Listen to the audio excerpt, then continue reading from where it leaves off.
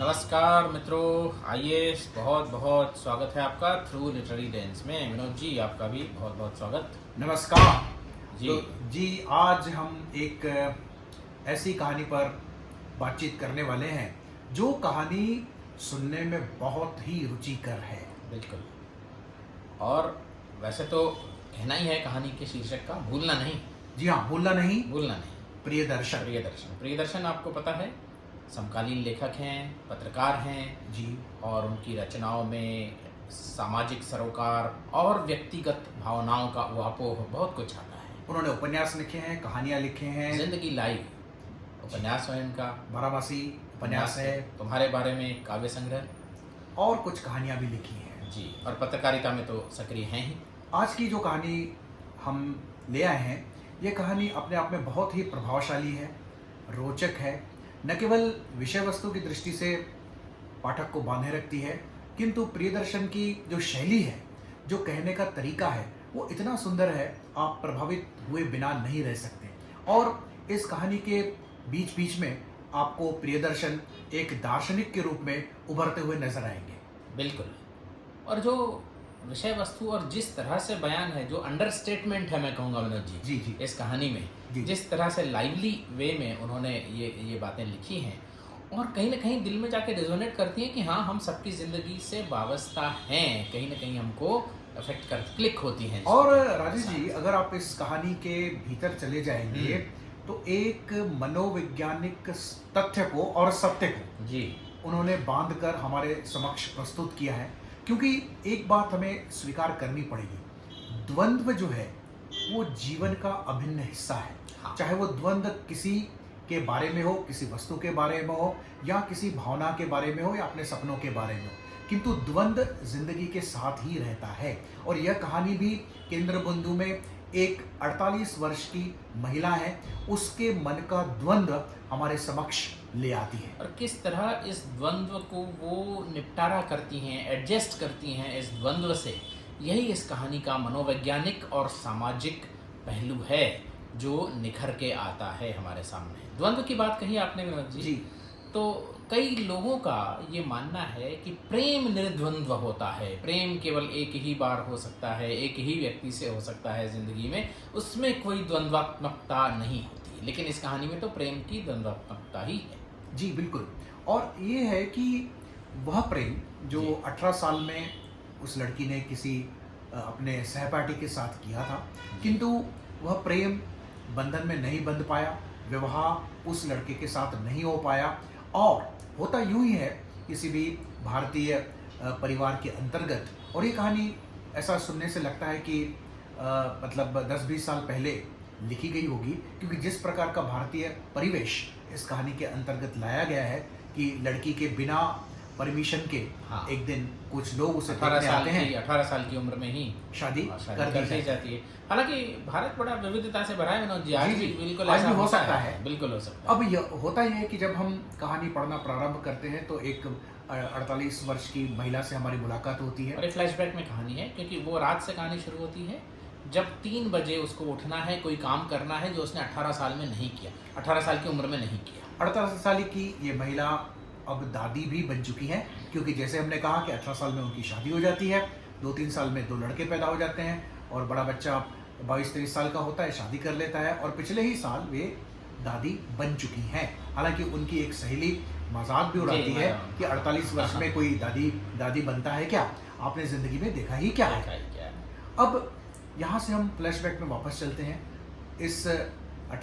ये लड़की जब 18 साल की थी तब एक लड़के से प्रेम करती थी। किसी बरसात वाले दिन छतरी में दोनों साथ साथ भीगते हुए, हैं, वो गुलजार की याद आ जाती है विनोद जी। जी, जी। एक छतरी में दो आधे आधे भीग रहे थे। बिल्कुल बिल्कुल। और ये लड़की बड़ा तेज दौड़ती थी स्कूली दिनों में अपने। हाँ। और उस लड़के के मिलने की चाह में वो सुबह 4 बजे घर से निकल जाती थी और मैदान में दौड़ती रहती थी। और ये दौड़ उसका एक शौक भी था जो जी, बड़प्पन तक, शादी के बाद तक रहा, जब उसको जबरदस्ती एक तरह से मजाक उड़ा के छुड़वा दिया गया। जी। लेकिन वो तेज दौड़ने की इसमें थी वो। बिल्कुल।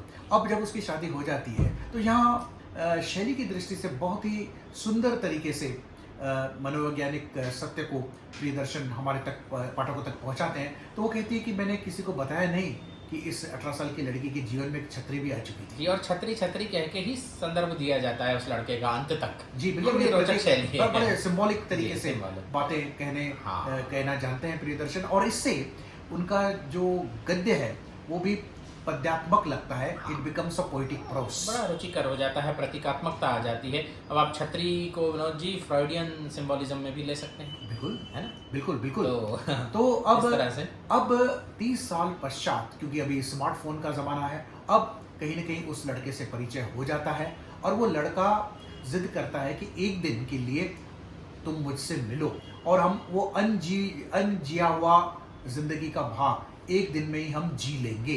पहले तो वो मना कर देती है, उसे समझ में नहीं आता कि ये कोई ठीक तो नहीं लगेगा, लोग क्या कहेंगे, खानदान की इज्जत खराब हो जाएगी कि 38 साल की औरत किसी दूसरे मर्द से मिलने चली जाती है 18 साल की लड़की की तरह। अब उसके मन के भीतर एक द्वंद्व पैदा होता है, कन्फ्लिक्ट क्रिएट होता है। और प्रियदर्शन जी की शैली, इस द्वंद्व को दर्शाने की जो शैली है विनोद जी, बिल्कुल। 18 साल की लड़की, 48 साल की औरत, दोनों के आपस में बातचीत, एक ही इंट्रापर्सनल कन्फ्लिक्ट जो है, बिल्कुल। अंतरतम द्वंद्व जो है व्यक्ति का, एक ही व्यक्ति का। 18 साल की लड़की छटपटा रही है कि वो अपने उसी पुराने प्रेमी से मुलाकात करे। हाँ। उसको परवाह नहीं है कि रात को 3 बजे जा रही है या 4 बजे जा रही है। उसे तो बस अपना वो प्रथम प्रेम किसी भी तरीके से थोड़े समय के लिए ही क्यों ना हो प्राप्त करना है। किंतु 48 साल की औरत उसे मना करती है, उसे सारे सामाजिक बंधन याद आ जाते हैं, उसे अपनी इज्जत, खानदान की इज्जत की चिंता होती है और उसे ये भी लगता है कि इस उम्र में रात के समय बिना किसी को बताए हुए किसी से मिलने जाना कहाँ तक उचित है। और वो व्यक्ति भी जाने क्या समझ ले उसको, ऐसी वैसी औरत ही समझ ले।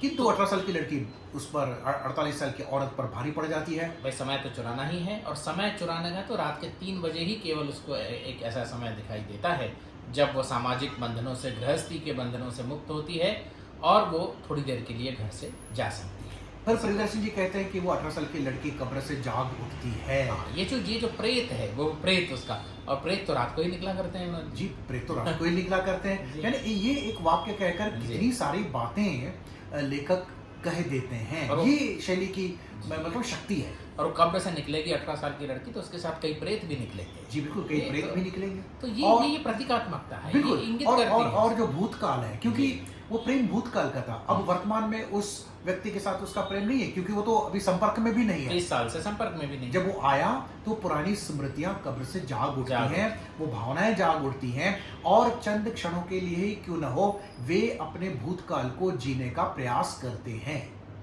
जी, तो कुल मिला के वो 3 बजे रात को उठ के उनसे मिलने जाती है, जो कार लेके आते आएगा। हैं। छतरी छतरी कह के ही संबोधित किया हाँ, वो गया है। छतरी कार लेकर के आती आती है है। और ये चुपचाप धीरे धीरे दरवाजा बंद करके ड्राइवर के सीट के बगल में जो और सीट होती है उस पूरा पर बैठ वर्णन जाती है। जो बिस्तर से उठने से वहां पहुंचने तक का है, बड़ा ही सजीव वर्णन है वो। फिर वो मनोवैज्ञानिक। चले जाते हैं हाँ। और दोनों के आंखों से अश्रु बहते जी। हैं और फिर बातों का एक कभी न रुकने वाला सिलसिला प्रारंभ हो जाते हैं। पता नहीं कौन कौन सी बातें और किस किस की बातें। और आसमान भी इस पर हैरत है कि 30 साल बाद वो साझा आवाजें फिर कहाँ से आ रही हैं। देखिए, कायनाती पक्ष भी इंगित कर दिया है बिल्कुल प्रियदर्शन जी ने। बिल्कुल। और ये एक मनोवैज्ञानिक सत्य है कि यदि आपके हृदय के अंतर्गत कोई है, चाहे फिर आप कितने भी वर्ष उसके साथ न मिल पाए, यदि आपको एक छोटी भी संभावना जी। लगती है कि उसके साथ मिलना संभव है, तो शायद इंसानी मन उस अवसर को न जाने देता है। बिल्कुल बिल्कुल। और वो जो 2.25 घंटे का समय, 3 से 5:15 तक का समय, वो कितना अमूल्य, कितनी जीवन और ऊर्जा से भर गया। जी, उसे लगा कि 18 साल की लड़की ने वो जीवन जी लिया। जी, क्योंकि अमृता प्रीतम ने कहा है विनोद जी जी, एक जी। जगह 16वां साल जी।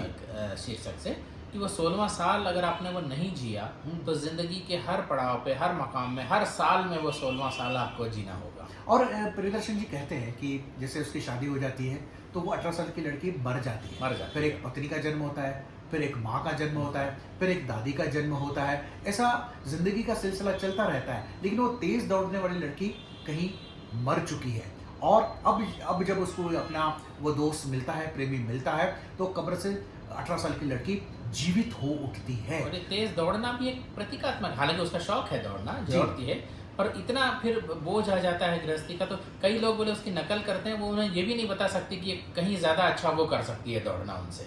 तो बिल्कुल। ये बड़े अजीब सी सिचुएशन का चित्रण है ये। बिल्कुल। तो एक मनोवैज्ञानिक दृष्टि से भी ये कहानी देखें हाँ। कि जिस एहसास एंड जिस इमोशन को आप एक लॉजिकल कंक्लूजन तक नहीं ले जा सकते, हाँ। चाहे वो कंक्लूजन परमानेंट हो या इम्परमानेंट जी। हो। अब जैसे ये हमेशा के लिए तो नहीं मिलेंगे, और वो कहते हैं कि इसके बाद शायद कभी मिलना संभव भी ना हो, अगर होगा भी तो इसी तरीके से एक आध घंटा ही संभव होगा। किंतु कुछ भी हो, किसी भी परिस्थिति हो, चाहे थोड़े समय के लिए क्यों ना हो, ये दोनों लड़का लड़की आपस में मिल पाते हैं 30 साल के बाद ही सही, तो वो एक इमोशन किसी न किसी हिसाब से लॉजिकल कंक्लूजन तक पहुंचता है। जैसे जेस्टाल्ट जी, साइकोलॉजी में एक बिल्कुल। चक्र बोलते हैं, एक जी। साइकिल कंप्लीट होना चाहिए हाँ। किसी भी इमोशन का। इमोशन आपके मन में आया, कोई भावना आई, कोई हसरत हुई, कोई ख्याल आया, तो कभी न कभी किसी न किसी परिस्थिति में पूर्णता तक पहुंचना चाहिए। अगर नहीं पहुंचता, अपूर्ण जो चीज़ हो जाती है वो भूत बन करके आपके पीछे लगी रहती है।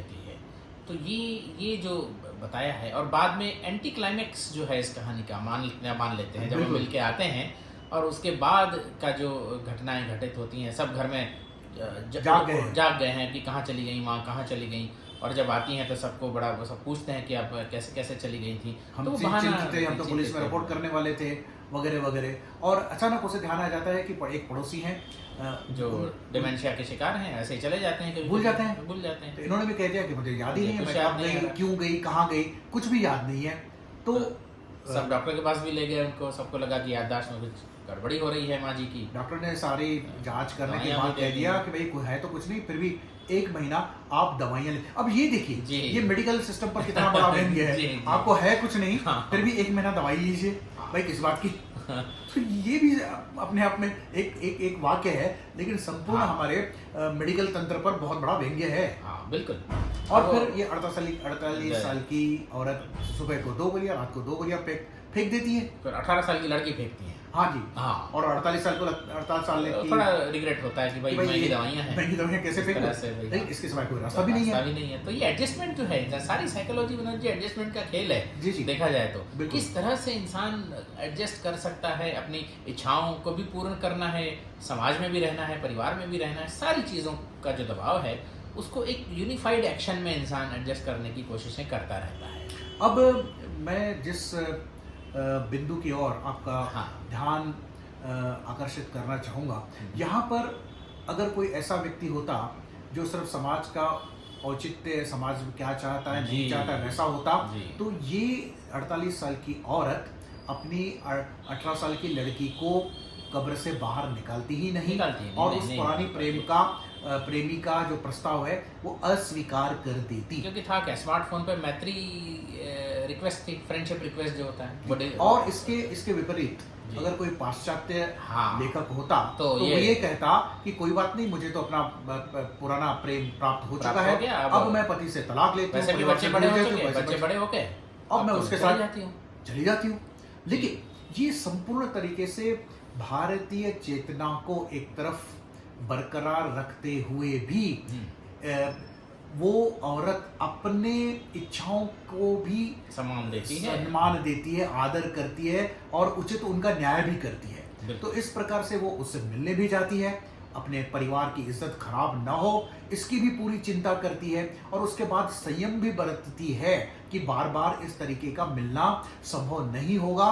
कभी कभी स्मृतियों को भूल करके, डायमेंशिया का बहाना करके हो सकता है कि उसके साथ मुलाकात हो ही जाए। तो ये जो एक जो रिजॉल्व करने का तरीका है कॉन्फ्लिक्ट को, समायोजन है, ये बड़ा आदरणीय है। और ये हमारे संस्कृति की, मुझे तो लगता है कि खास विशेषता है। हम स्ट्रक्चर्स को तोड़ते नहीं है पाश्चात्य लोगों की तरह, राइट, और ना ही उस स्ट्रक्चर्स में कंप्लीटली बंध जाते हैं अरब वर्ल्ड की तरह।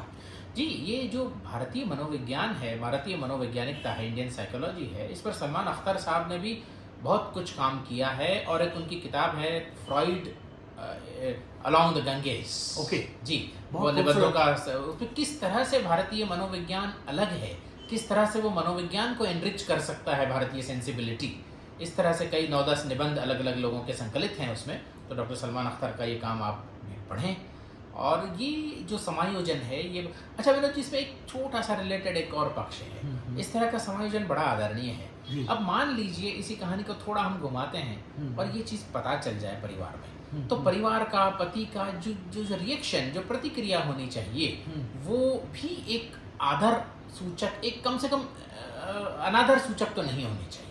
नहीं, जहाँ होनी तो तक- नहीं चाहिए। हाँ, लेकिन लेकिन हो भी सकती हो है भी सकती और न भी हो सकती है। नहीं, ये हाँ। इस तरीके से भी सामने आ सकता है कि कोई सहपाठी है, कोई मित्र है, हाँ। जिससे मैं मिलती जुलती हूँ, कम से तो कम, इस तरीके का भी इसको मतलब स्वरूप आयाम दिया जा सकता है, आयाम दिया जा है। सकता है। किंतु वो तो क्या होना था, क्या नहीं होना था, जो हाँ, कहानी में जी, लिखा जी, गया, जी, जी। तो जो कहानी में प्रियदर्शन जी ने लिखा है, हाँ। और कमाल की बात है कि बहुत ही रोचक ढंग से लिखा है। आप ये कहानी पढ़ें, और जितनी भी हमने कहानियां पढ़ी हैं, उनमें से कुछ ही कहानियां इस स्तर की, स्तर की होती इस हैं तरह से और इस तरीके रुचिकर की होती हैं। प्रभावशाली होती हैं, रुचिकर होती हैं। बिल्कुल। तो प्रियदर्शन जी, यदि कहीं आप हमारा ये चैनल सुन रहे हैं, तो आपको हम साधुवाद करते हैं बिल्कुल। इतनी अच्छी कहानी लिखने के लिए, जहाँ सामाजिक पक्ष भी है, मनोवैज्ञानिक पक्ष भी है, दार्शनिक पक्ष भी है, और कलात्मक पक्ष भी बिल्कुल बरकरार रखा हुआ है। बिल्कुल। तो दोस्तों, आप लोग बस भी पढ़ें या आज- सुने कहानी, यूट्यूब पर मिल जाती है, बिल्कुल। और आप बातचीत करें, इस पर सोचें और बताइएगा अपनी प्रतिक्रिया। नमस्कार। नमस्कार।